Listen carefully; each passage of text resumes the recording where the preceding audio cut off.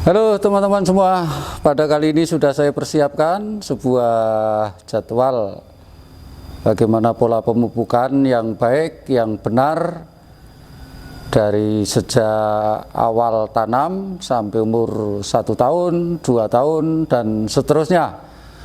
Pada kali ini saya bikinkan sebuah format di mana nanti Anda bisa copy, maksud saya mungkin Anda bisa catat ya, atau mungkin bisa di screenshot untuk menjadi pegangan, di mana jadwal daripada pemupukan kali ini barangkali akan membantu Anda memperjelas daripada apa yang digunakan, berapa dosisnya, dan mari kita ikuti. Oke kawan, pada kali ini kalender kegiatan kita, kegiatan kebun atau jadwal pemupukan kita untuk tanaman lengkeng, yang pertama adalah nomor 1 ya. Nomor 1 di sini kita memberikan sebuah urutan umur 1 bulan sampai 1 tahun, itu secara periodiknya setiap tanggal 1. Kita nyari tanggal yang paling mudah. Ini adalah satu misal. Tapi saya sarankan Anda tetap menggunakan tanggal 1 saja. Kemudian jenis pupuk NPK, dosisnya 2 sendok, ditabur kanan dan kiri, sendok teh ya. Kemudian metodenya adalah ditanam. Pertama kali ini yang namanya pupuk NPK ya. Saya biasa menggunakan pupuk yang mudah dicari, itu namanya pupuk Mutiara NPK, Mutiara. Atau mungkin Anda bisa menggunakan Yaramila, tetapi saya kali ini tidak ada. Saya hanya memberikan sebuah contoh dosis saja. Ini adalah NPK 2121 produk Rusia. Ini mirip-mirip sama ya, kalau Yaramila maupun Mutiara itu paling 16-17 gitu ya. Kalau ini 21. Jadi 1 sendok teh yang kami maksud adalah saat gini. 1 sendok teh. Tanggal 1 misalnya, maka pakai NPK 2 sendok teh. Itu saat gini. 1 sendok ditaruh di sebelah kanan atau kiri dengan caranya ditanam ya, jadi di lubang dulu. Nah, cukup saat gini. Ditabur juga boleh seputar tanaman, tapi nanti langsung taruh tanah sehingga tertutup, tidak terjadi penguapan. Kemudian ketika bulan kedua ya, tanggal 1-nya pakai NPK lagi.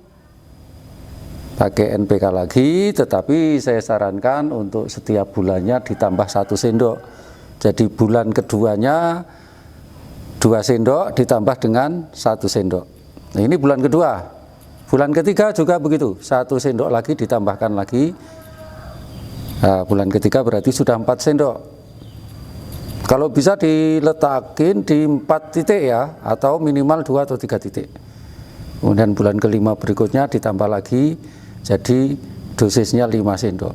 Terus begitu sampai pada umur 1 tahun. Berarti tahap pertama untuk NPK sudah selesai. Kemudian untuk setiap tanggal 15 ya, tadi NPK-nya tanggal 1, pupuk kandangnya tanggal 15. Kemudian dosisnya adalah setengah kilogram saja, dari tiap bulan ditambah setengah kilogram lagi, artinya bulan kedua sudah 1 kilo, bulan ketiga sudah 1,5 kilo, dan seterusnya. Itu cukup dengan ditabur, tetapi syaratnya adalah tanahnya basah, artinya kalau tidak basah perlu disiram. Ya, pupuk kandang tanggal 15 ini kita kasih hanya setengah kilogram. Jadi hanya sak gini, setengah kilogram kita tabur aja di atasnya, tetapi ingat, pupuk tidak akan bisa terserap kalau tidak dalam kondisi tanahnya basah. Kemudian setiap tanggal 15 depannya lagi ini ditambah setengahnya lagi. Jadi artinya setengah kilogram ditambah setengahnya lagi. Kemudian ditambah lagi setengahnya lagi, terus begitu ya, menyesuaikan saja. Tetapi yang penting jadwal rutin daripada setiap tanggal 15-nya itu menggunakan pupuk kandang. Atau Anda boleh gantikan dengan pupuk organik cair yang memang kualitasnya bagus ya. Jadi kalau Anda malas, tetapi saya sampaikan sekali lagi bahwa pupuk kandang ini adalah pupuk yang terbaik di dunia karena begitu komplitnya, cuman ketersediaan daripada unsurnya memang kecil. Satu contoh, N-nya saja rata-rata itu yang normal itu 0,5. Jadi kalau kita pakai pupuk kimia itu adalah harus, karena tanpa kimia kita tidak bisa mendapatkan pertumbuhan yang bagus. Kemudian metode aplikasinya itu ya ditabur begitu. Sementara ada beberapa hal yang perlu saya sampaikan, bahwa yang namanya pupuk kandang itu begitu penting. Karena apa? Pupuk kandang ini adalah penetralisir daripada residu kimia.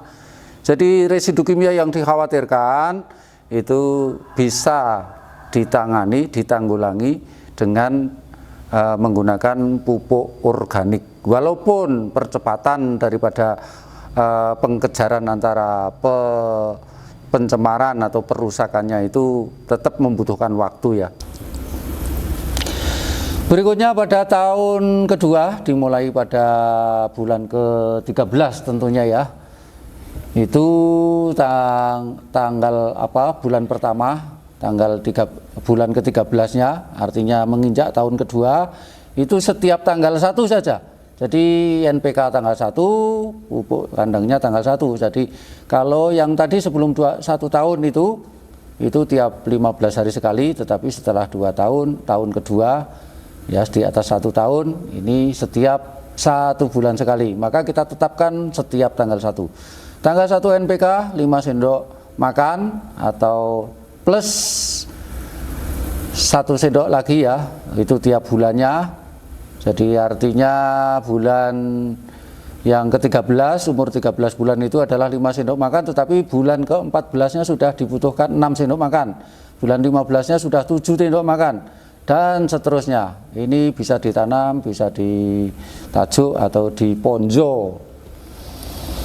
Kemudian pupuk kandangnya kita menggunakan setiap tanggal 1 juga, tapi bulan depan.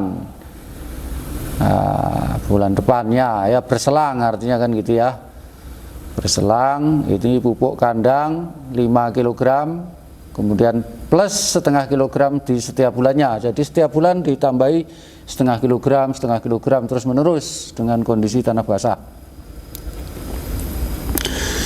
Adapun di tahun ketiga itu kita menggunakan, artinya tahun ketiga itu sudah di atas 2 tahun ya, itu per 2 bulan sekali, ya kita menyesuaikan saja ya, menyesuaikan ya, kalau kelihatan gede ya bagaimana, kalau kelihatan kurang ya ditambah, kan begitu saja. Jadi ini lebih enak, lebih mudah, dan harapannya dengan demikian ini maka ada keteraturan ya. Dengan keteraturan dalam perawatan kita, otomatis kita ini tidak hanya berteori, tetapi akhirnya kita akan mendapatkan progres pertumbuhan yang seperti yang kita inginkan, sehingga tidak terlalu lama. Karena saya kasih tahu bahwa ketika Anda telat memupuk sekali, maka mungkin akan terjadi kelambatan dalam pertumbuhan, maka otomatis akan terjadi dalam skala panen maupun kemunduran di pertumbuhan berikutnya. Mungkin begitu ya. Karena lengkeng kita ini, tanaman kita ini, itu sebetulnya kalau kita bisa katakan untuk pertumbuhan itu bisa dikejar. Kalau sudah 1 tahun itu mau dipercepat, ya dengan sebisa kita, semaksimal kita.